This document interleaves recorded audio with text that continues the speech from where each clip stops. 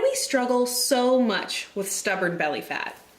Digestive pain, ulcers, heartburn. Our digestive system can cause us a lot of distress, but today we're going to talk about the root causes of these digestive issues and how you can resolve them. I'm joined today by Dr. Kieran Kirkendall. Thank you. Thanks for having me. So, in your background of functional medicine, you have worked with, I would presume, a lot of patients that have struggled with weight, belly fat, digestive issues. What's going on? Why do we accumulate fat around the belly, and why is it so hard to get rid of? Well, I mean, the very easy way to say it is the solution to pollution is dilution. So if your body's polluted, toxic, or acidic, it's going to take on either fat or water to dilute the toxicity. This is what happens with diabetic ketoacidosis, for example, or diabetes, right? You get a lot of pitting edema in the legs. And so people take on lots of water. And as people get sick, that's why doctors give diuretics, is to eliminate that water off of the body, you know? And if you have that around the heart, you know, you have congestive heart failure, for example. So we want to eliminate the inflammation. That's really the root cause of so much of the health issues. And as you have inflammation, you know, we spoke in one of the videos about how you're made up of roughly 37 trillion cells, and producing a new cell, 25 million cells every single second, which is crazy to think about. Yes. So your body is always producing and eliminating these cells. And so on this cell is this multi-lipid phospholipid bilayer, right? If the body is inflamed, then that phospholipid bilayer cannot receive or, well, not send, but receive. It's like a lock and key. You know, there's a receptor, there's a gate and a channel, and there's a signal, right, of thyroid stimulating hormone, or insulin, or leptin, or cortisol, or estrogen, or thyroid. You get the idea, right? The testosterone. If you can't get that information into the cell, it's called insulin resistance, or thyroid hormone resistance, or leptin resistance. So those look like I'm tired if it's thyroid, right? For leptin, it's like, those look like I could really eat a donut right now, you know? And for insulin, it really looks like blood sugar issues, right? That's where insulin resistance, that word, comes from. So when it comes to belly fat, right, and all of the other metabolic syndromes that come from that, it's just a symptom. Belly fat is a symptom a lot of times of cortisol hormone not getting into the cell because of inflammation. And when you have excess cortisol around, what it causes you to get is, one of the main symptoms is truncal obesity. So people get that apple kind of shape, or more of like a pear shape, where they gain all this weight around their abdomen because the receptor sites are most responsive to cortisol at the abdominal and the belly fat region. Right. So it's just really a symptom of underlying metabolic imbalance. And so step one is handle inflammation, which handling inflammation looks like changing diet and changing what you're ingesting, moving your body more to an alkaline-based medium, right? Because they've even shown that cancers and other processes simply can't function in a more alkaline-based state. That's why people went really wild with the alkaline waters and that sort of thing. And I think those are great, but I don't know that you need to go buy, you know, one that costs as much as a used Volkswagen in order to get alkaline water. There's easier ways to do it. And we won't get into that right now, but one of the best ways is through food. Eating more alkaline, you know, something like an apple is more alkaline than an orange, for example, right? Eating more Swiss chard and kale and those type of vegetables are more alkaline than other types of vegetables that are more acidic. And you can look these up. Just type in alkaline-based foods. Right. Alkalizing the body allows your body to eliminate fat and water weight. And that's a very powerful way to do it. It's very simple. Then your cells start to respond more to the hormones, right? And what happens is you're no longer a snowball going down the hill, because once people start getting belly fat or getting overweight or obese, that belly fat actually produces its own hormone. It actually produces estrogen. And so it's literally like a snowball effect.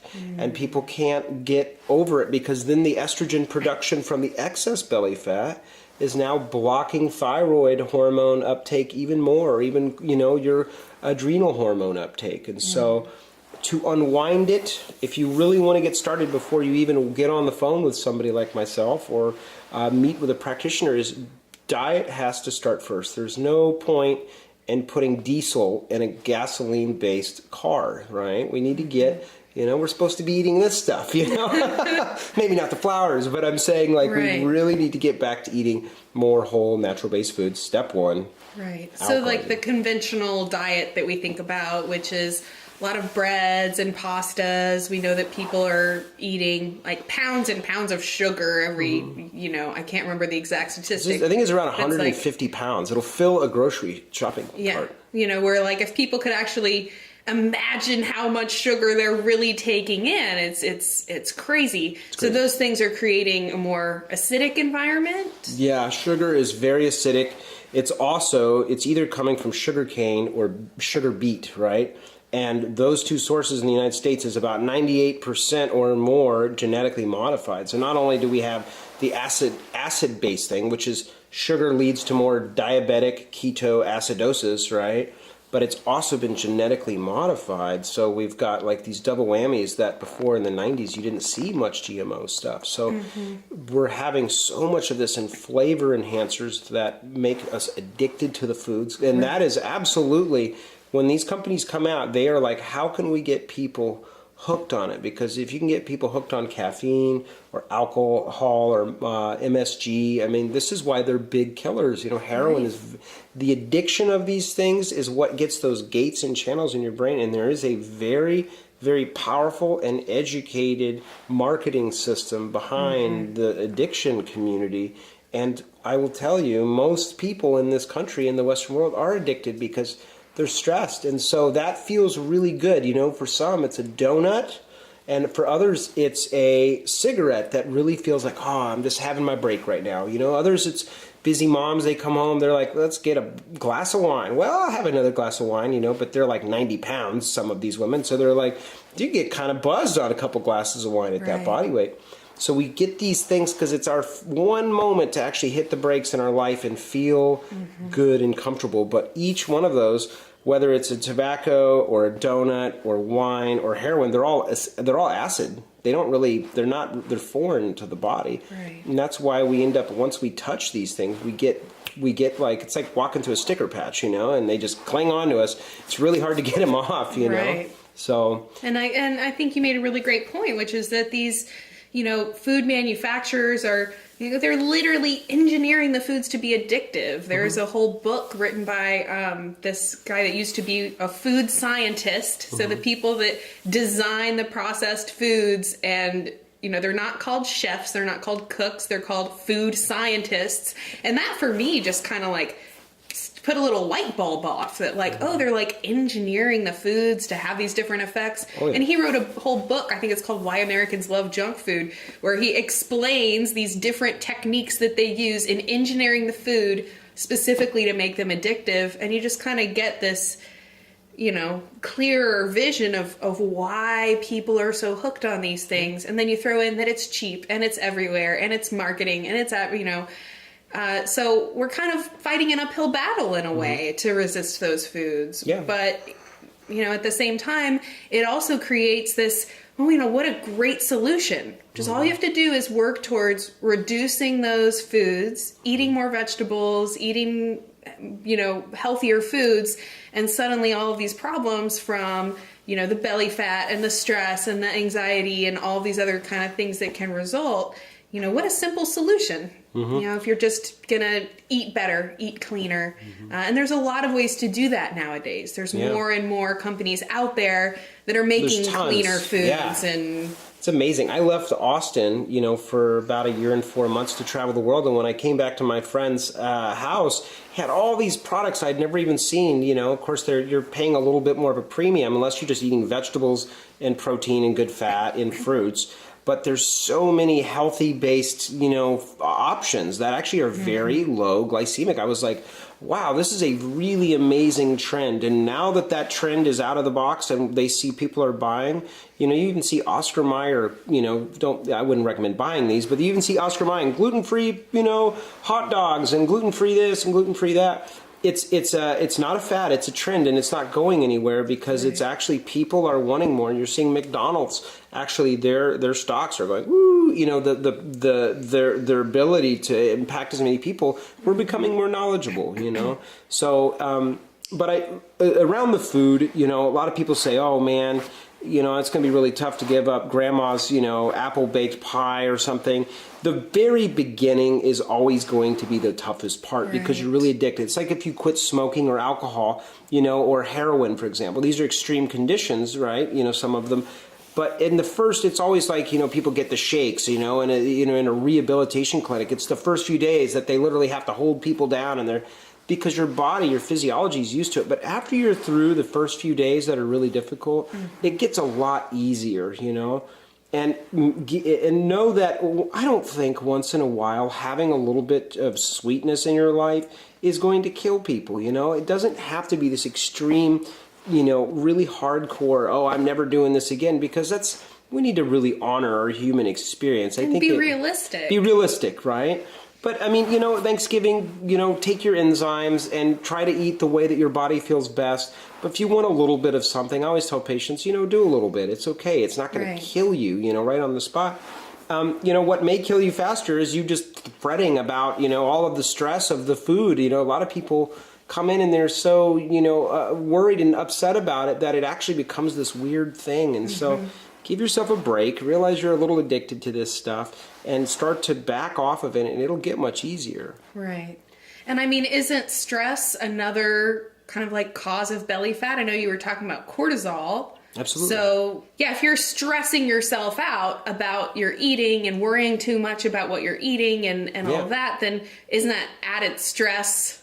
I mean, that's contributing to the belly fat too, right? Yes, and really, stress is one of the primary reasons why we grab a donut or we eat that comfort food, or we, drink a glass of wine or smoke a cigarette. So if you reduce your overall stress by starting to do something more in alignment with what your heart and what your body are asking of you, you're going to need to grab that stuff a whole lot less. You just, because now you're more in alignment. It's really when people, this is another way of looking at, am I in alignment with my life and what I want? Or am I out of alignment? And so if you're out of alignment, you're gonna keep constantly grabbing for these things because it just makes you feel a little bit aligned for the moment, and then you actually get more out of alignment because you beat yourself up and like, oh, why did I do that thing that I know I shouldn't do, and then you beat on yourself, and and that makes more stress. So that's like another form of snowball down the mountain. Right. So getting really, I think like one of the basic, most important things is to get some structure, is to get a friend, a doctor that you work with, or a group of women that you know, or men that you know that are friends that can support you, and get a buddy and say, hey, we're going to do this together. There's also practices that do these groups type settings, like either a detox or working with a metabolic type symptom array of symptoms in the office, and they'll assign, okay, this is how we're going to eat, this is what we're going to ingest, and these are the products that we may take. It's really nice to be equally yoked, as they say. So, if your loved one wants a, chimichanga covered in cheese and you're trying to eat more healthfully and exercise, it's very difficult. And it literally I've watched relationships over the years break in half, And so you want to try to get the communication between yourself and a loved one, or yourself and some friends, or whoever you can get some support with, to say, okay, as of this moment, this date, what we set, we're going to set it for this time period. And you start getting more in alignment with yourself and you schedule it. It's not real until you schedule it. So if you schedule, okay, I really need to say that after I get home from work, I'm going to go do a meditation, or I'm going to stretch even for 20 minutes. Really small, tiny little things that you put in each day makes a huge difference. Right. So we talked about reducing inflammation so that your cells can actually send and receive the way that they need to. Toxicity, I think that very first thing that you said, makes perfect sense. So if the body is really toxic from our diets and the stress and all these other things, the body, that's why we retain water, the body trying to dilute the toxicity. So by that rationale, if people are doing things to reduce their toxic load, eat cleaner, all those pieces, just reducing the toxicity will help their body function better and let go of some of the fat. We talked about the kind of nutritional component and stress. Are there any other pieces? We really like being solution-based. What are any other pieces of things that people can do? I mean, obviously, getting some exercise is going to be really important. It's huge. Exercise is a huge thing, but I do want to put emphasis on, if you don't actually change your diet for, if you're acidic and you're just eating a certain way or drinking or whatever it is, and you have a real health issue, there's literally 0 point for you to go much further unless you want to go the drug path. That's where the drug path works really better than not anything, is like if you want to do medication by a medical doctor, because they don't talk really about that stuff. And then that's where they force your system into, like not even producing, but they just give it to you like a neurotransmitter or a thyroid stimulating hormone, right? They give you, specifically like a thyroid medication. And so, but I would say, movement is key. If you don't move it, you lose it. And it's, you also need it to increase your growth hormones, and it's a vital component of keeping your brain activated, because if you actually were to isolate your arm and never move it within even a very short period of time, within 2 weeks, you may not even be able to move it. This is why after they do hip surgeries, I had a patient the other day that just had a hip surgery. She was walking the same day. It's amazing, the technology of the medical community now with surgery. It's incredible, and thank God for that. And so she's up and moving, because the longer they keep that isolated, they know that they're going to have more and more trouble with joint articulation, because you're not afferentating or sending information from this part of the brain to the opposite side of the body. Right. So movement is absolutely key.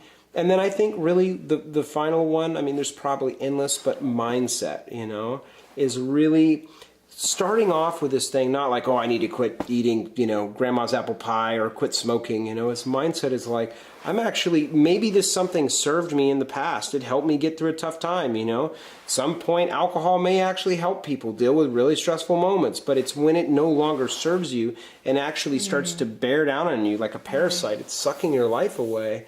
It's a mindset of like, I'm excited about this new path in my life.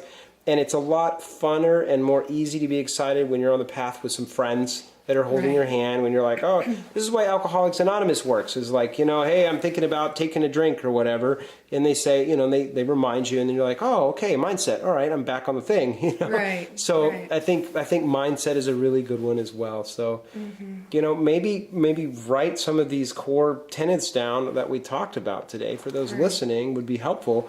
And then think about like, how could you fill that out? Like, okay, mindset. What could I do about that? I could call, my friend John Jones or something and reach out to him when I feel like I'm weary, because we get that way. Right. Life's intense. Right. And I think, what I see the most in my health coaching is that people get, really overwhelmed. And then, because it is a lot. If you were to try and go out and say, okay, I'm going to do every single one of these things. I'm going to change my diet. I'm going to start working out every day. I'm going to, it starts to become a lot. So I just really like to encourage people to like break it down really tiny. Once a week you switch out a soda and drink water instead. Once a week you do, 10 minutes of gentle stretching. Doesn't have to be a strong exercise, doesn't have to be going to the gym, but you're just anything gentle movement. I really like this concept of Kaizen. What they talk about how to create any new habit is that you just do it for 1 minute a day. So in terms of like a meditation and deep breathing to help you reduce your stress, just 1 minute a day of just breathing gently and calmly and really thinking, focusing your mind on your breath. Just, because who can make up an excuse to not do something for 1 minute a day? Sure. But just starting really, really small, and then, remembering that stress component is really negative in itself. So when you start noticing yourself stressing yourself out over this process that you just remember, like, hey, well, how can I make it simpler? How can I make it a little easier? And I love your idea of having support, having friends or someone to help support you through it as well. That's why working with a practitioner or a coach is so vital. So, I mean, I highly recommend everybody, don't try to do this alone, really. I mean, these are great informational tools that we're giving, but really you need support. I really believe that, especially if you're really struggling, you know. If you're in it, I mean, there's a reason why when you're in a firefight in the military and you're phoning to somebody up above, right? And they're looking down and say, hey, go right, go left, you know. There's a reason for that, because they save more troops, you know. Right. And when you're in it, I mean, you're in it sometimes for the battle of your life. I mean, truly, some people really, really sick. So having somebody that has that eagle eye in the sky is super important. So I really recommend that for people. Well, Dr. Kirkendall, thank you so much for sharing for this. having me. And I look forward to seeing you in future interviews. Thank you. And thank you so much for joining us here. We have a variety of other videos, and I hope that you will join us. I want to thank you so much for watching, and I hope you have a beautiful rest of your day.